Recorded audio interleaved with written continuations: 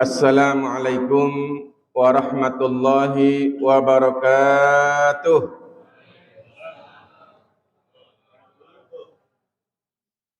Alhamdulillahi wa kafa, wassalatu wassalamu ala nabiyil mustafa wa ala alihi wa ashabihi ahli sidqi wal wafa. Allahumma salli wa sallim wa barik ala sayyidina Muhammad wa ala alihi wa ashabihi ajma'in, amma ba'd. Ibadallah, usikum wa nafsi bitaqwallahi wa ta'atihi la'allakum tuflihun.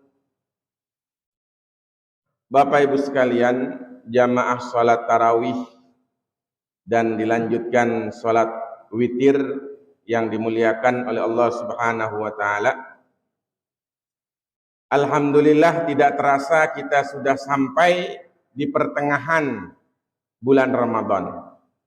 Malam ini adalah malam ke-15, atau kalau di kampung disebut malam kunut, ya. Malam kunut tuh biasanya rame karena apa itu? Pak Badri, biasanya ada ketupat, ya, ketupat sayur, ya. Tapi kalau di kota kayaknya udah nggak ada itu, ya, nggak berlaku, ya. Nah, Bapak Ibu sekalian, manfaat Ramadan sudah banyak kita rasakan. Di antaranya sholat tarawih. Ada orang barat yang memperhatikan perilaku orang-orang Islam yang berpuasa. Dia merasa aneh. Dia melihat sejak pagi mereka melakukan puasa, tidak makan, tidak minum. Kemudian ketika mereka berbuka, itu mereka sangat lahap sekali menyantap makanan berbuka, ya. Kemudian setelah itu apa? Setelah mereka berbuka, kemudian mereka melaksanakan sholat tarawih, ya. Ada yang 23, ada yang 11, ya. Ada juga yang 36, ya. Tapi mereka sangat semangat sekali. Setelah mereka tarawih, masih ada makanan dan minuman di rumah tersisa, disantap lagi, ya. Gorengan masih ada, ya, disantap. Kolak masih ada, disantap, ya. Luar biasa. Mereka melihat kenapa orang yang berpuasa ini, dia bilang tidak pernah merasa lelah, ya. Nah, ternyata di sini diungkap di dalam sebuah kitab yang bernama Al-Fiqhul Islam wa Falsafatuhu, ya, karangan Syekh Jurjawi. Justru kalau orang berpuasa kemudian dia berbuka tidak melaksanakan sholat tarawih, itu jadinya malas, akan jadi penyakit, ya. Nah, beliau menjelaskan bahwa ketika dia sudah berbuka dengan makanan yang cukup beraneka ragam, yang sudah dipersiapkan 2 jam, 1 jam sebelum berbuka, ya, masuk ke dalam perut kita dengan gerakan sholat tarawih yang minimal jumlahnya 11, itu dapat mengantisipasi, menetralisir zat-zat yang sangat berbahaya bagi lambung dan usus manusia. Jadi kalau lebih banyak lagi, wah, lebih ternetralisir lagi, tuh, ya. Yang penting, ya, sholat tarawih ini namanya tarawih, dari kata roha, artinya santai, ya.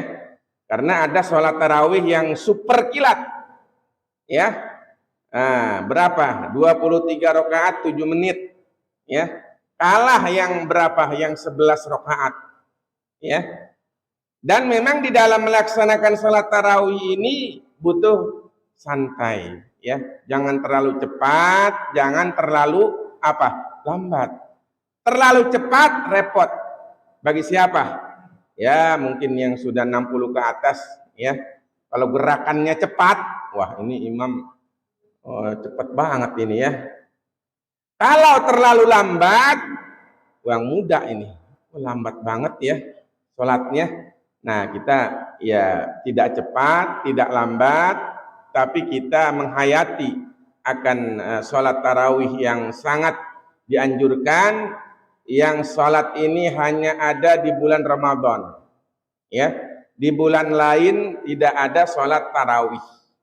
Oleh karena itu salah satu keutamaannya adalah man shoma ramadhana wa qama ramadhana imanan wa ihtisaban ghufira lahu ma taqaddama min dzambi. Orang yang melaksanakan puasa kemudian dia juga melaksanakan sholat malam. Nah, dipahami sholat malam ini adalah sholat tarawih di bulan Ramadan, maka segala dosanya akan diampuni oleh Allah Subhanahu wa taala. Kemudian selanjutnya jelas ya, salat tarawih itu membawa kesehatan. Ya. Terlebih puasa yang kita lakukan. Jadi beberapa hari yang lalu saya Zoom ya dengan orang-orang kehutanan ya, pensiunan Departemen Kehutanan. Saya dapatkan ilmu. Dia katakan begini, Pak, ternyata yang butuh puasa itu bukan hanya manusia. Yang namanya binatang, kemudian pohon-pohonan, kalau dia ingin melakukan sebuah perubahan, ya itu mereka puasa. Tentunya ya puasanya bukan seperti kita, ya. Seperti ular dia bilang. Ular itu kalau dia ingin ganti kulit, ya, dia hindari makan dan minum, ya untuk beberapa saat. Kemudian dia bilang pohon jati sama. Kalau dia akan mengalami perubahan, dia juga puasa. Ya, namun puasanya sudah tentu bukan seperti kita. Ya. Nah, dia mengatakan bahwa sebenarnya manusia ya terhadap puasa itu bukan hanya sekedar kewajiban, tapi itu adalah sebuah kebutuhan. Kenapa? Karena kita ingin berubah, ya, mau ganti kulit nih Bu ya. Ya, kulit yang lama itu banyak virusnya, banyak penyakitnya, banyak cacatnya, ya, supaya licin, supaya bersih, supaya bening ya. Nah, itu adalah dengan cara melakukan puasa. Jadi sebenarnya ini merupakan sebuah penelitian ya di Eropa itu ya, dokter-dokter yang beriman ya, mereka melakukan penelitian. Jadi puasa sebulan penuh itu yang pertama itu dapat menggantikan sel-sel yang sudah mati di dalam tubuh manusia selama 1 tahun. Itu luar biasa. Ya ini kedokteran ya, dalam tafsir Al-Maraghi dikatakan seperti itu. Yang kedua, dapat mengeringkan uap yang lembab dalam lambung manusia yang sangat berbahaya bagi metabolisme tubuh manusia. Dan yang ketiga adalah dapat mengurangi kadar kolesterol bagi mereka yang berlebihan kolesterolnya. Ya. Jadi kalau kita simpulkan Bapak Ibu sekalian, ya, Allah Subhanahu wa taala mewajibkan puasa. Itu sudah luar biasa mantapnya, manfaatnya. Karena apa? Allah tahu. Ya. Allah lebih tahu daripada manusia terhadap dirinya. Kita ini terhadap diri kita taunya semana sih? Ya Bu ya? Nggak tahu kan? Apa yang ada di dalam tubuh kita nggak tahu. Apa yang ada di dalam sel darah kita nggak tahu. Apa yang ada di otak kita nggak tahu. Ya, yang tahu siapa? Yang menciptakan, yaitu Allah Subhanahu. Jadi Allah itu sudah merancang manusia sebagai makhluk yang paling terbaik. Ya.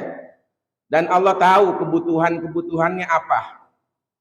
Dan Allah tahu penyakit-penyakit yang diderita oleh manusia itu apa. Nah, bagaimana untuk bisa menghindari atau mengobati penyakit-penyakit yang ada di dalam tubuh manusia yang sangat lebih tahu bukan manusia, tapi Allah Subhanahu wa Ta'ala. Oleh karena itu, disyariatkannya puasa ini adalah sebuah pengobatan bagi manusia terhadap apa? Penyakit-penyakit yang diderita oleh manusia. Ya, bukan hanya penyakit rohani, tapi penyakit fisik. Ya, coba dokter-dokter lah, ya, mungkin ada kalau mau dioperasi itu dia harus puasa nggak? Harus puasa. Ya, kemudian pokoknya puasa itu menjadi sebuah alternatif ya atau sebuah terapi yang sangat menyehatkan bagi tubuh manusia. Ya, apalagi bagi penyakit rohani manusia. Ya Bu ya, ini penyakit rohani manusia zaman modern ini ya lebih canggih lagi, lebih banyak lagi. Ya, lebih banyak lagi. Ya, manusia sekarang ini sudah banyak sekali penyakit rohaninya. Ya, penyakit hatinya itu banyak sekali. Kalau dilihat di hati kita ini mungkin wah, banyaknya luar biasa. Tapi Allah tidak menampakkan ya kejelekan, keburukan yang ada dalam hati kita karena Allah adalah At-Tawwab yang artinya menutupi, tapi kita merasakan banyak sekali sifat-sifat yang jelek dalam tubuh kita. Di antaranya apa?